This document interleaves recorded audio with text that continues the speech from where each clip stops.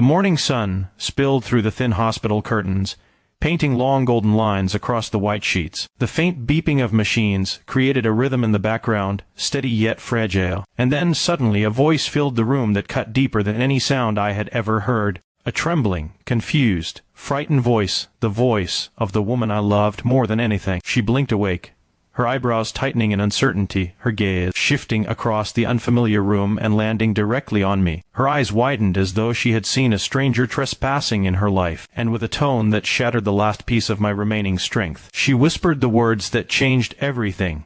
"Why are you in my bed? Who are you?" In that instant, the world seemed to collapse inside my chest because she wasn't supposed to ask me that. She wasn't supposed to forget. She wasn't supposed to look at me like I was nothing but a passing shadow. Before we continue this powerful story, make sure to like, comment, share, and subscribe to Kind Heart Stories if you believe in kindness, forgiveness, and second chances. Her name was Ariella Hartman, a woman who once lit up rooms just by entering them. A woman whose laughter used to echo around me like music I never wanted to stop. We were just months away from our wedding, only 3 months away from promising each other forever when life changed overnight. A terrible roadside accident, a twist of metal and shattered glass, and a sudden impact that sent her memories scattering like broken pages torn from a book. The doctors told me she had survived against the odds, but the cost of that survival was devastating retrograde amnesia. Her mind had erased nearly everything from the last 3 years, including me. I became a stranger to her, and she became a puzzle of familiar details with no emotional recognition behind her eyes. I used to hold her hand every morning. Now she pulled hers away instinctively, as though uncertain whether I had any place near her. Her parents, kind people but equally heartbroken, didn't know how to deal with the sudden reshaping of their daughter's life. They looked at me with sympathy, sometimes with pity, and sometimes with hidden relief, as if they believed that her forgetting me meant she had been given a clean slate. But I wasn't ready to give up on us, not after building something so real, so deep, so meaningful. I visited her every single day, bringing flowers she used to adore, books she once begged me to read to her, and little notes I knew she used to leave on my desk. Each of these things now meant nothing to her. She stared at them as if they belonged in someone else's memory. And yet, I remained determined, hoping, fighting silently for a love she no longer remembered. One afternoon I walked into the garden courtyard of the recovery center where she was undergoing therapy. It was a beautiful day, sunlight glowing off the stone tiles, bright flowers dancing in the breeze, and nurses moving gently from room to room. She was sitting alone on a bench, clutching a cup of warm tea, staring out at a fountain where water glittered like diamonds under the daylight. I sat several feet away, not wanting to overwhelm her. She didn't recognize me, but I recognized every detail of her, the way she tapped her finger on her cup, the way she tilted her head when she was thinking, the way her eyes shifted when something tugged at her emotions. She suddenly asked the nurse beside her if the man over there was safe. The nurse nodded softly, explaining again that I wasn't a stranger. But Ariella shook her head gently and said she didn't remember ever letting someone like me into her life. Her words stung, but I stayed. Day after day, I watched her relearn simple things, the path she loved to walk in the evenings, the books she had once been obsessed with, the melodies she used to hum when she cooked. Her therapist believed that emotional familiarity could return before memories did, and that consistency would help rebuild her sense of safety. So I became her consistency. I didn't push. I didn't remind her of what she couldn't recall. I simply brought my presence, my patience, and the same gentle faith I vowed to give her on our wedding day. Weeks later, a moment happened that gave me hope. She was sitting near the window, sunlight resting on her hair, and she began sketching. Before the accident, she adored drawing. She could spend hours lost in a world of lines and colors. And now, without being aware, her hand recreated something familiar. When the sketch was done, she looked at it with confusion. I looked at it with awe.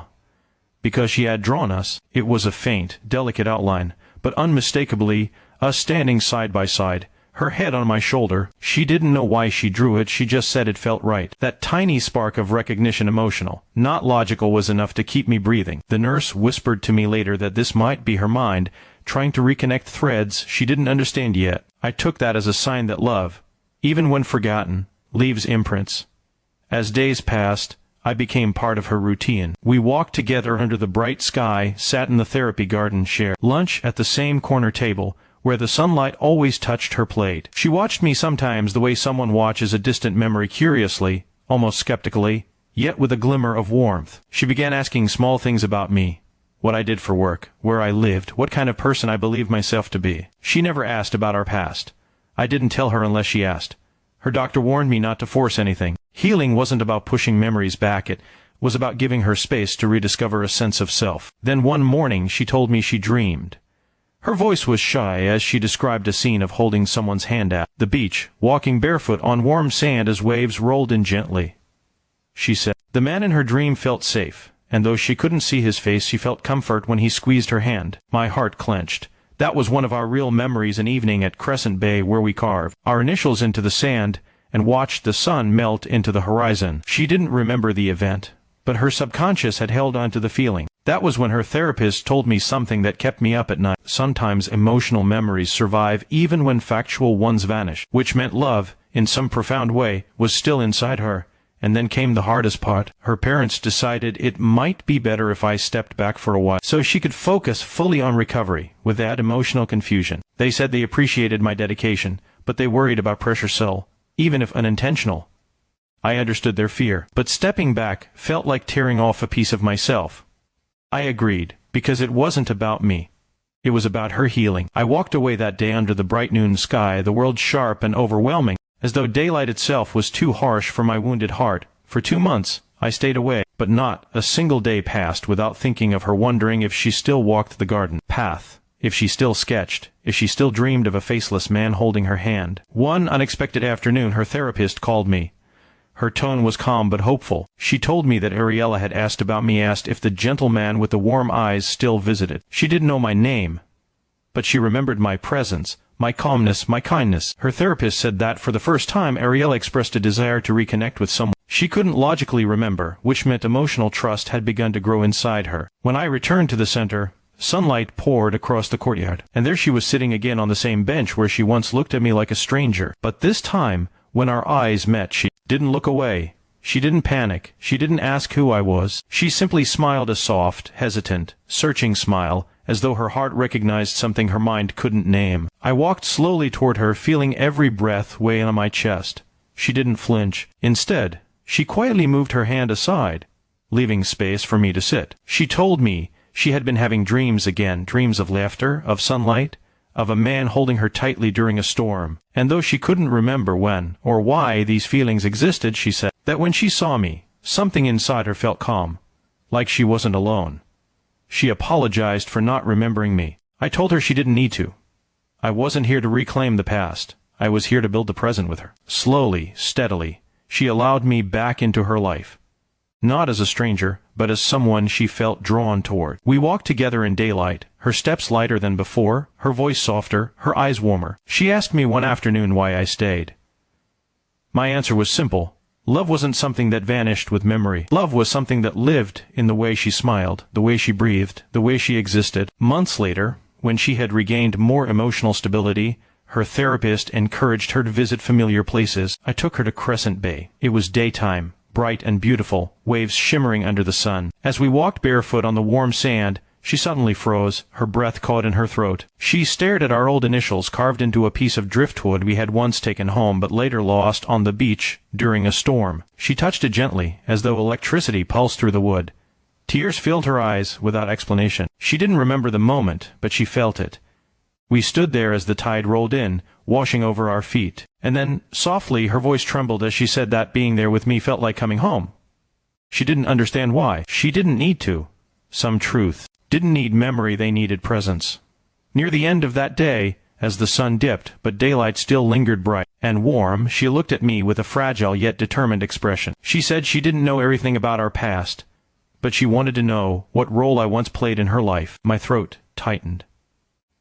I told her the truth for the first time since her accident, that I had once been the man she planned to marry. Her breath hitched, her eyes widening not with fear, but with something raw and vulnerable. She didn't collapse under the weight of the revelation. She simply nodded slowly, as though accepting a truth she didn't fully carry. If this story has touched your heart, or made you believe in the power of unwavering love, please like, share, comment, and subscribe.